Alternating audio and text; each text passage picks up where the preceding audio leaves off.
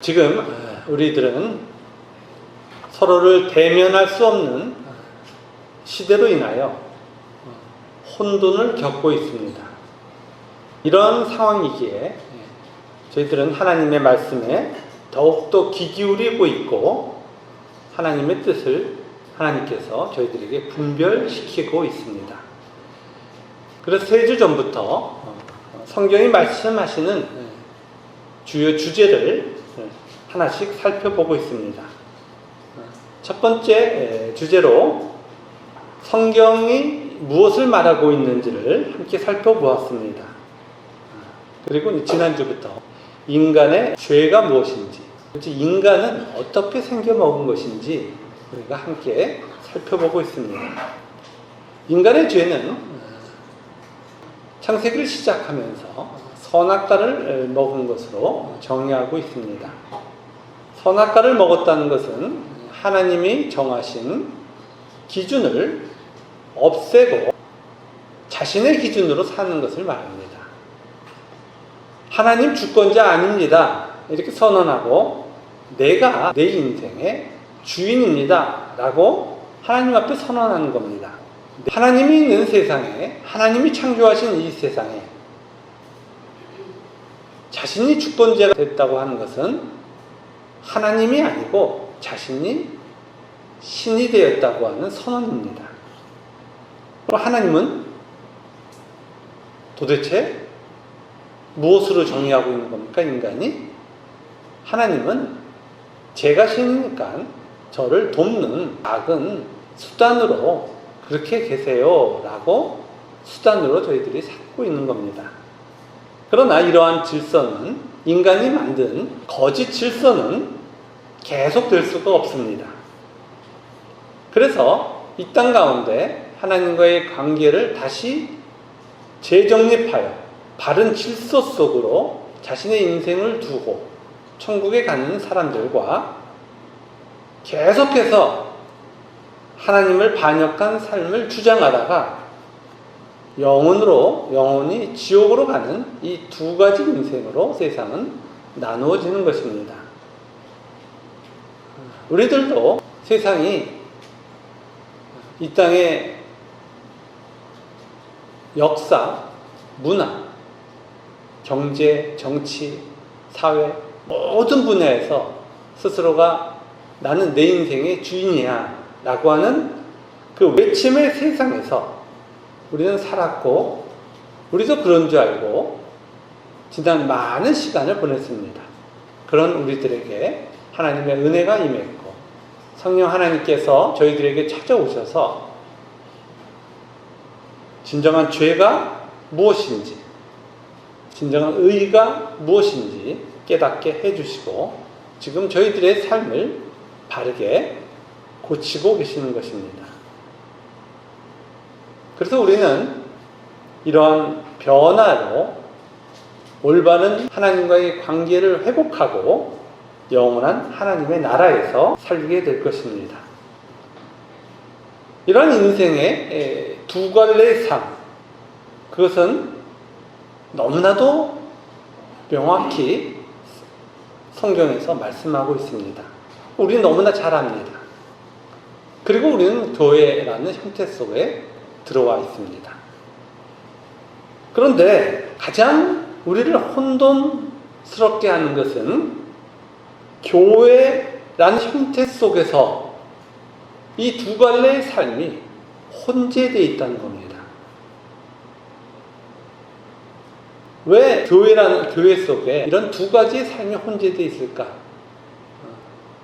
예수님께서 이 땅의 교회라는 형태 속에 여전히 알곡과 가라지를 같이 있게 할 것이라고 말씀하셨고 그 이유는 바로 알곡을 보호하기 위해서라고 말씀합니다. 알곡이 처음부터 이렇게 드러나면 가라지가 그 알곡을 이게 자라나는 것을 도저히 참지 못합니다. 세상이 가만 놔두지 않습니다. 그래서 교회라는 형태 속에서도 알곡과 가라지는 함께 혼재해 있는 것입니다. 그리고 마지막 때에 이 가라지를 다 하나님께서 심판하실 것입니다.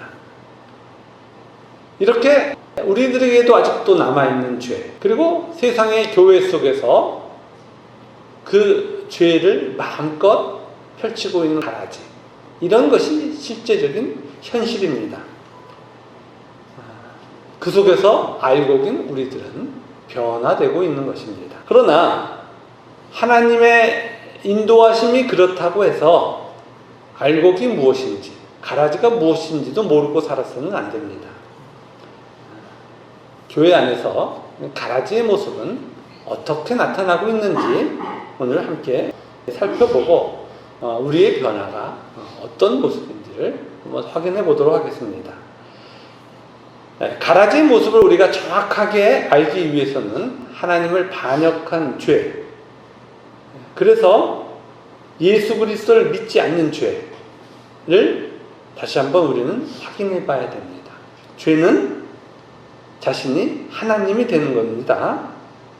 따라서 하나님의 주권이 그 인생에 없는 거예요. 그래서 이런 죄인은 하나님의 뜻 가운데 있던 삶의 영역을 자신에게 맞도록, 죄에 맞도록 변개시켜버립니다. 바로 교회라는 형태 속에서도 이 죄는 자신의 모습을 교묘하게 드러내는 것입니다. 제일 먼저 죄는 교회라는 형태를 잇고 기복의 모습을 나타냅니다. 죄란 자신의 바깥에 존재하는 환경을 자신의 이기의 기준으로 해석하는 것을 말합니다. 모든 자가 자신의 삶의 바깥에 있는 것을 어떻게 여기냐면 그것들은 전부 내 맘대로 존재해야 된다고 생각하는 거예요.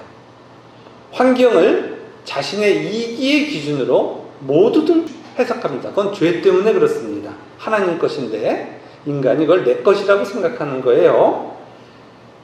그러나 실제로 현실에서 환경에 속한 것들이, 자기 바깥에 있는 것들이 자기 마음대로 사용할 수 있습니까? 그렇지 못합니다. 그래서 사람들은 교회에 들어와서 자신이 원하는 것을 하나님께 구하는 겁니다. 이런 인간의 행위를 교회 바깥에서는 샤머니즘이라고 부르고 교회 안에서는 기복주의라고 부르는 겁니다. 실제로 세상에서는 많은 사람들이 기복주의 교회에 속해 있습니다. 이들은 여전히 교회라는 형태 속에 있기에 하나님 이렇게 부르기는 하지만 실제로 하나님하고는 아무 상관이 없는 사람들이에요. 그들은 하나님과 상관이 없을 뿐더러 하나님을 반역한 자들인 겁니다. 인간의 이기가 얼마나 끔찍하냐 하면 하나님을 반역해놓고 하나님을 향하여 자기 원하는 걸 다 내놓으려는 거예요. 이것이 바로 인간입니다. 그런데 이런 인간들의 모임이 기복주의의 교회가 이 세상에 너무나 많은 겁니다. 이런 기복주의 교회에서 목사는 샤먼, 무당으로 존재합니다. 목사 이렇게 얘기하지만 기복주의 교회 안에서 목사 그러면 그건 목사 아니고 무당이에요.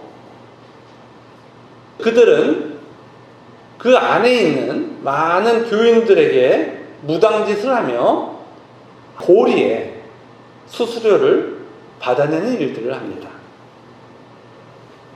심지어 이들은 복받기 위해 들어온 그 자들을 위해 군림을 하고 심지어 폭력도 행사합니다.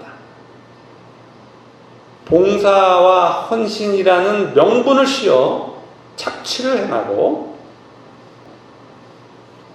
그럼에도 불구하고 그 안에 있는 들어온 많은 사람들이 오직 자신의 소원을 이루겠다고 이런 착취의 대상이 기꺼이 됩니다.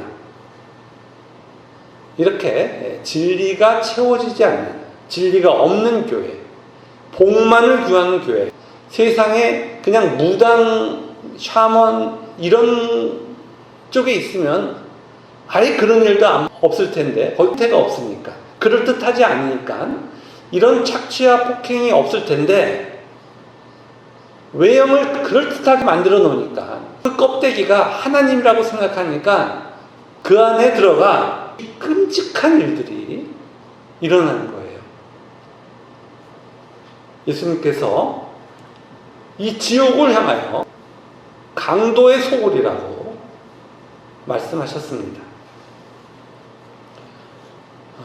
인간의 죄가 무엇인지 그런 모습을 보면 너무나 잘 알게 되고, 그곳에서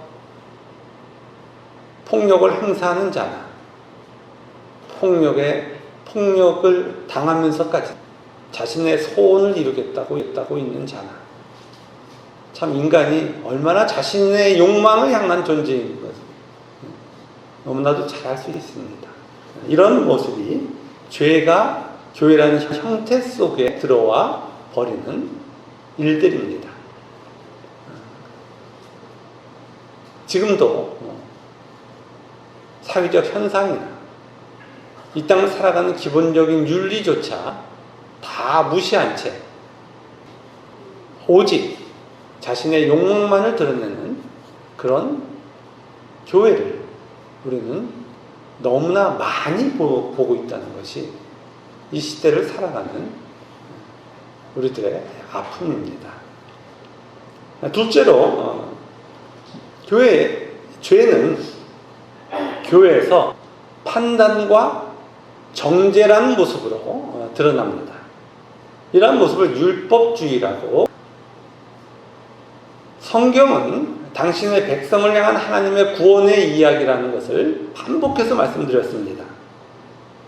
그런데 진리를 모르는 사람들이 성경을 경전이라고 인식하는 거예요. 이들은 자신의 전적 타락이라고 하는 실체를 인식하지 못하고 있기에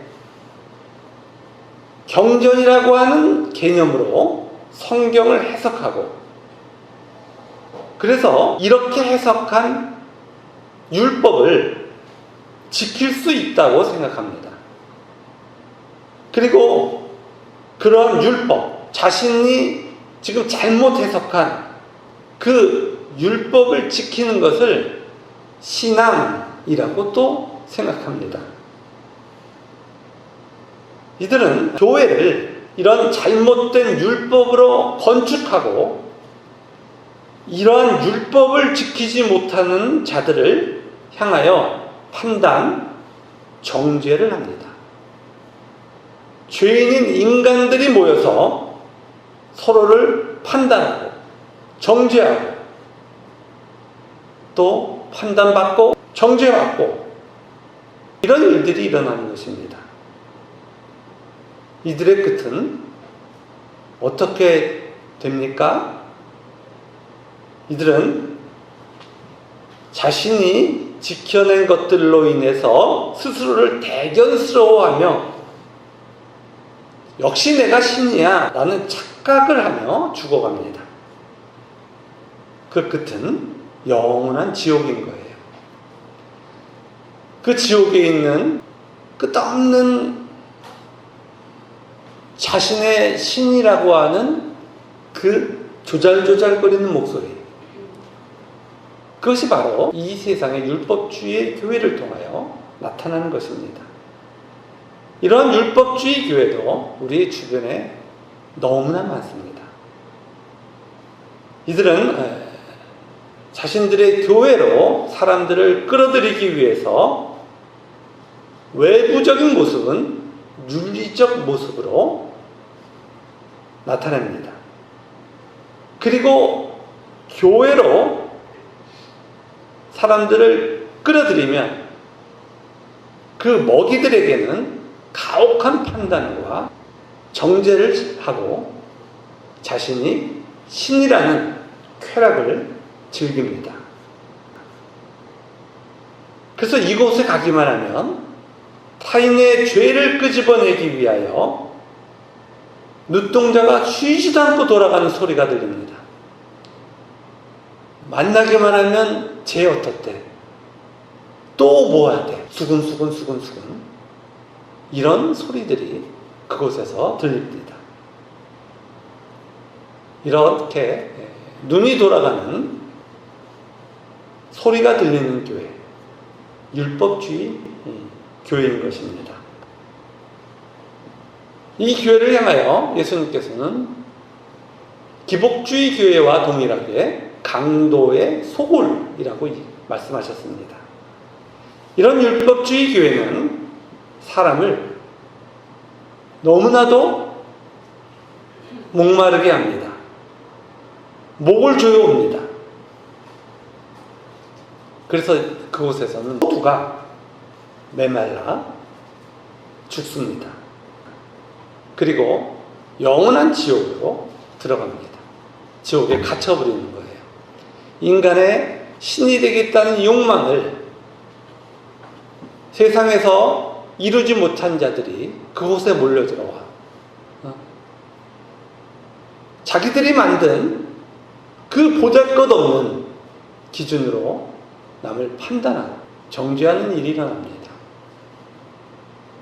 그곳에서도 그런 법들을 지켜내 자기가 신이 되겠다는 자들로 바글바글 모여듭니다. 아무리 혹독하게 정죄와 판단을 당해도 그거는 내가 지금 신이라는 얘기를 저렇게 하고 있구나, 나도 저거 지켜내서 신이 돼야지 라고 합니다. 제가 예전에 있었던 고신의 교회 이런 데 가면 말도 안 되는 이상한 유전을 만들어 사람을 목 조이는 일들을 하는 것을 저도 오랫동안 경험했습니다. 유대교회에 수많은 경전들이, 수많은 장로의 유전들이 동일하게 그렇게 만들어졌고, 이렇게 윤리를 좋아하는 그 인간들은 교회를 판단과 정죄의 도가니로 만들어버리는 것입니다. 더군다나 우리나라는 오랫동안 그러한 법을 지키는 그런 문화가 유교를 통해서 오랫동안 전수되어 왔기에 그것이 너무나도 본성이 된 한국의 교회는 이런 비참한 모습이 있는 교회들이 매우 많은 것도 또한 현실입니다. 자, 그리고 세 번째로 이러한 율법주의 교회를 보면서 너무나 끔찍해서 그 교회로부터 뛰쳐나온 그런 사람들이 모인 곳이 있습니다. 그리고 그들이 만들어낸 신앙의 형태를 영지주의라고 그럽니다. 모든 형식을 다 내버리고 오직 하나님의 은혜만을 외칩니다. 어떠한 판단과 정죄도 하지 않습니다. 그런데 이곳에 있는 끔찍한 일은 바로 무엇이냐면 오직 하나님의 예정만이 존재한다는 겁니다. 그들이 주장하는 예정은 실제 성경이 말씀하는 예정과 또 틀립니다. 그러니까 성경을 다 모른다는 얘기죠. 성경이 말씀하고 계신 예정이란 구원 안에 들어온 하나님의 자녀들이 외치는 감사의 고백을 말합니다. 즉, 신자들이 구원 안에 들어와 보니 무엇을 발견하는 거예요? 자신 안에 자신의 구원을 받은 아무런 원인이 없다는 것을 발견하는 거예요. 오직 하나님의 은혜로 구원을 받았다는 것을 발견합니다. 그래서 하나님, 제게 이루어진 이 구원은 제가 원인이 아니고 하나님만이 원인이시네요 라는 그 고백을 성경은 예정이란 단어로 사용합니다. 그런데 구원이 뭔지 모르니 구원을 받지 않은 자들이 하나님이 모든 걸 다 정해놓은 거예요. 나는 그러한 세상적인 예정이란 단어로 성경의 이 예정을 끌어쓰는 거예요. 그래서 모든 것을 다 하나님이 정하셨기 때문에 인간의 어떠한 시도도 다 무익하다고 그들은 주장합니다.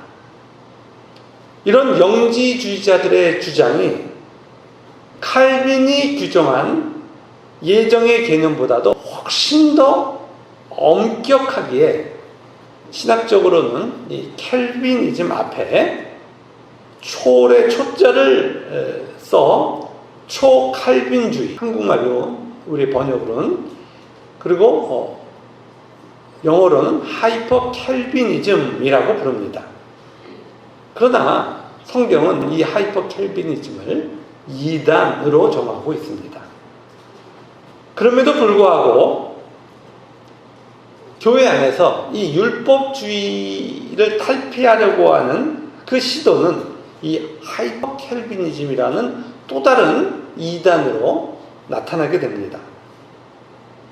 이들은 성경에서 우리가 그동안 너무나 오랫동안 함께 살펴봤던 구원받은 하나님의 자녀의 모습에는 아무런 관심이 없습니다. 그게 뭔지 몰라요. 하나님은 그냥 은혜만을 외치는 거예요.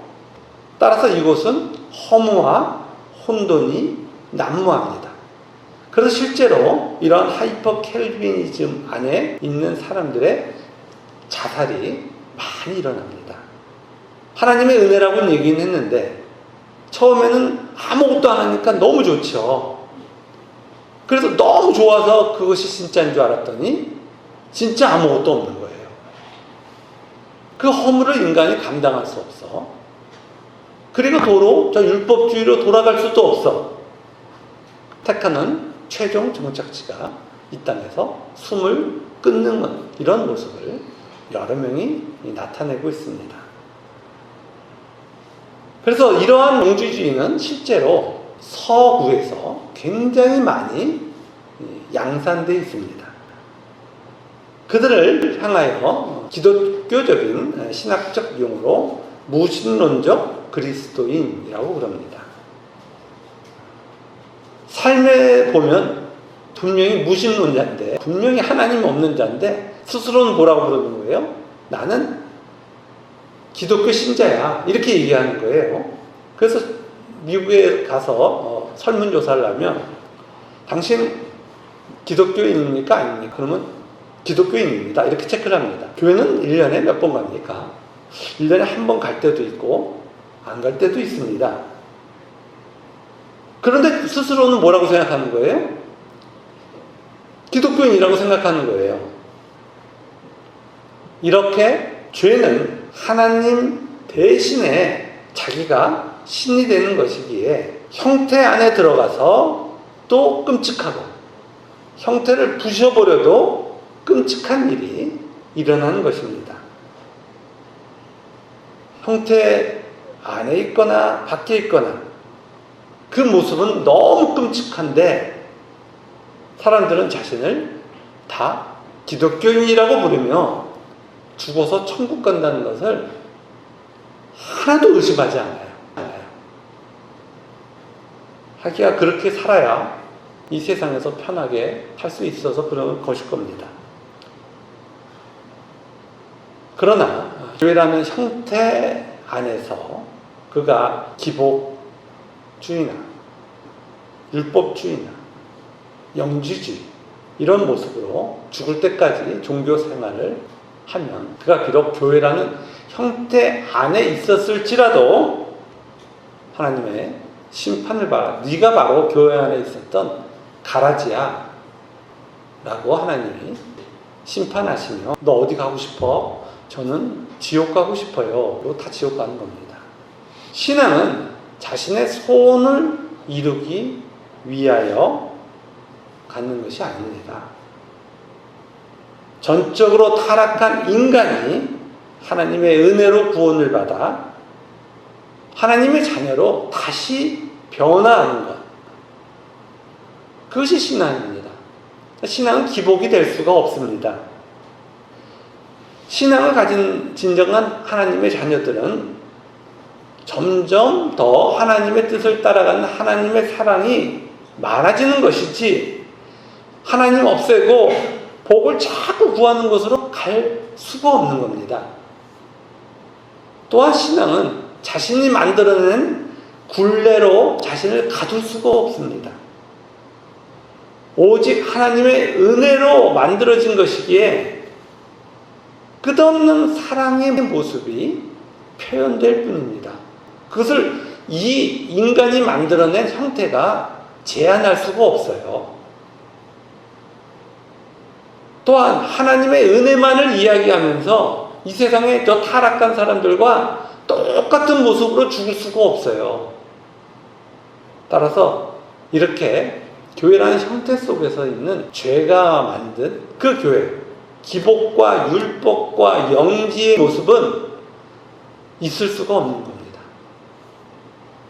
하나님의 은혜로 만들어진 의를 함께 소유하며 그 의가 너무나 좋아서 이 세상과 거스르는 삶을 살면서도 이 땅에서 견뎌내며 영원한 천국으로 들어가는 것이 교회인 것입니다.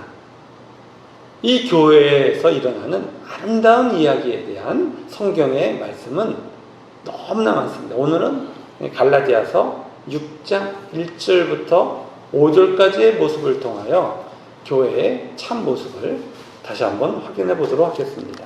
갈라디아서 6장 1절부터 5절까지 말씀 309페이지입니다. 신약성경 309페이지.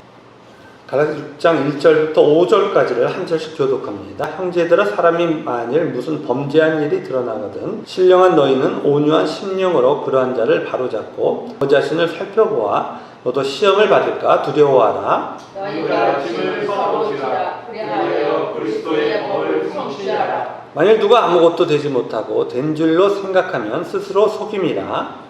각각 자기의 일을 살펴라. 그리하면 자랑할 것이 자기에게는 있어도 남에게는 있지 아니하니. 읽겠습니다. 각각 자기의 짐을 질 것이라. 아멘.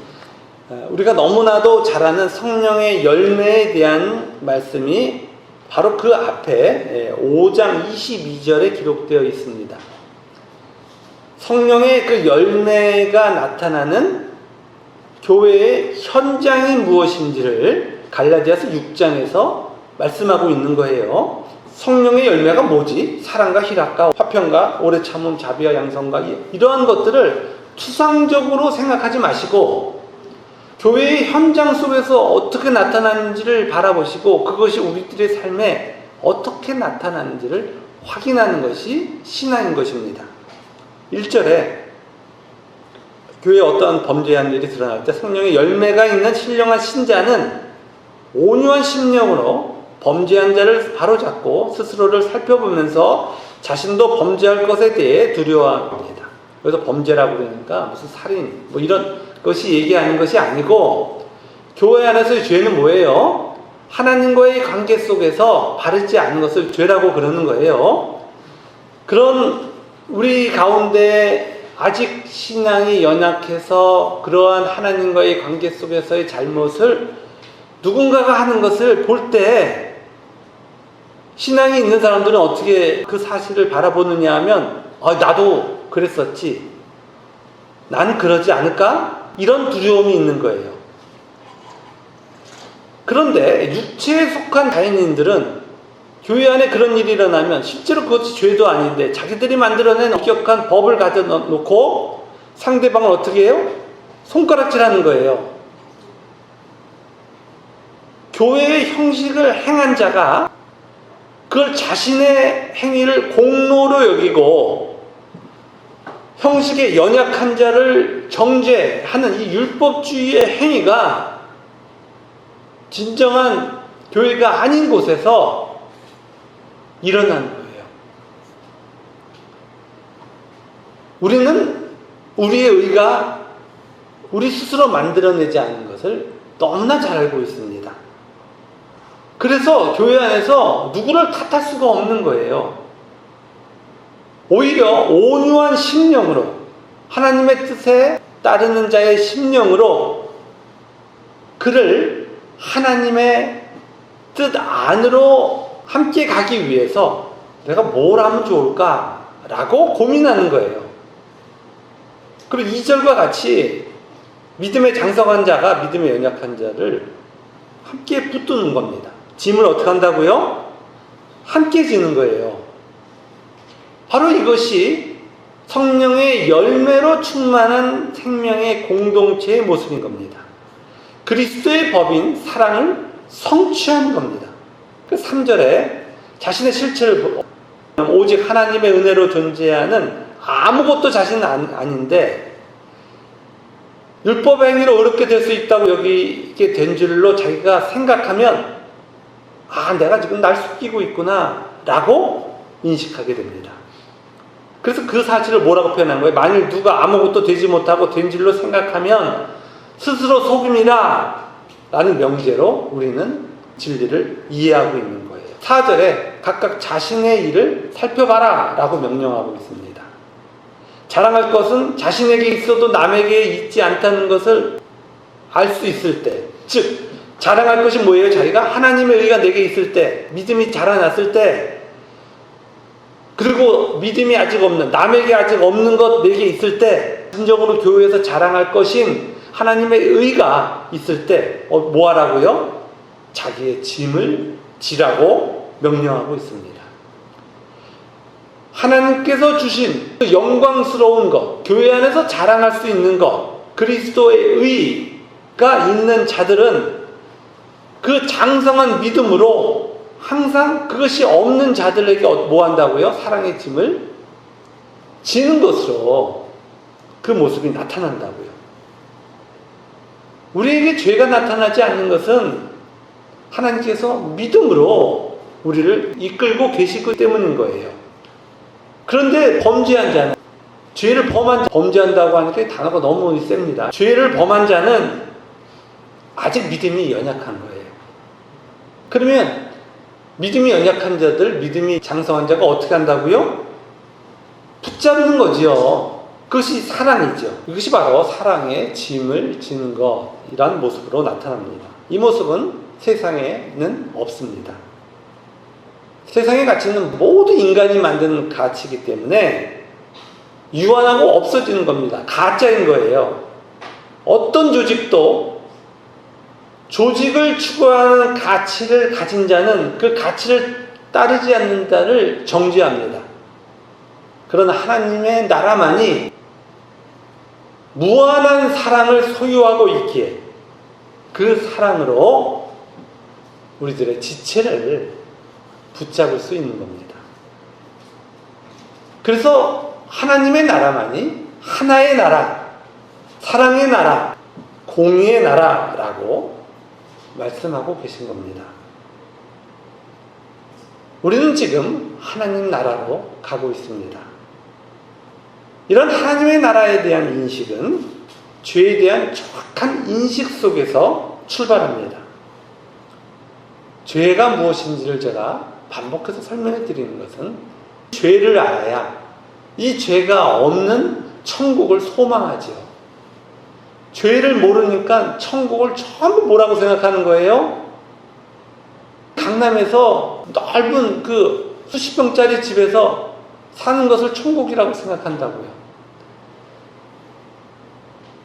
그 천국을 기껏해야 몸 안 아프고 자기 마음대로 할 수 있는 거라고 생각한다고요. 천국 가서 이 세상에서 그렇게 하고 싶었던 거, 자신의 욕망을 마음대로 이루는 거, 그런 거 하면 거기 가서 왕따 당해서 가기도 싫어요. 그런 것이 천국이 아닌 겁니다.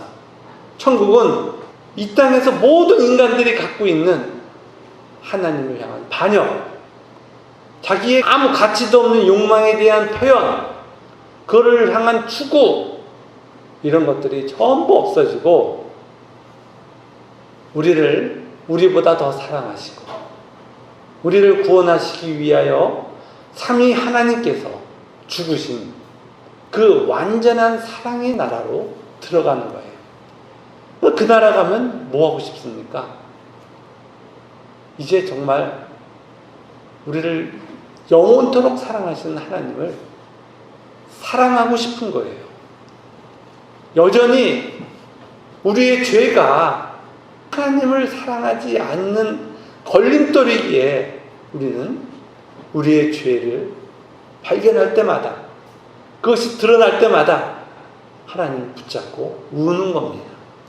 하나님, 이거 없애주세요. 애통하는 자는 복이 있나니 하나님의 위로를 받을 것이며, 하나님께서 우리에게 주신 그 사랑을 우리가 교회 안에서 함께 경험하며, 하나님, 이 사랑 주세요 라고 의에 대하여 배고파서 하나님께, 하나님 그 의 주세요 라고 기도하는 그 곳이 바로 하나님의 나라인, 이 땅의 나라인 교회인 것입니다. 참 교회 안에 있는 것보다 더한 복은 이 세상에 없습니다. 이 세상에 나사로와 같이 산다 할지라도 교회에서 하나님과 함께하며 천국 가는 것이 좋은 것이지, 이 땅에 부자로 살며 하나님 없는 그 비참한 삶을 사는 것은 이 세상으로부터 지옥에 속한 것이라는 것을 다시 한번 오늘의 말씀으로 기억하시고, 우리의 인생이 천국으로 향하고 있다는 이 기쁨으로 이 현실의 어려움을 이겨나가시는 우리 모두가 되기를 바랍니다. 우리의 삶에 천국을 향한 소망이 넘쳐날 때 우리는 이 힘듦의 자리에서 다시 일어날 수 있게 됩니다. 오늘의 말씀으로 이 진리로 다시 일어나 하나님 나라로 함께 나아가는 우리 모두가 되기를 주님의 이름으로 축원합니다. 아멘.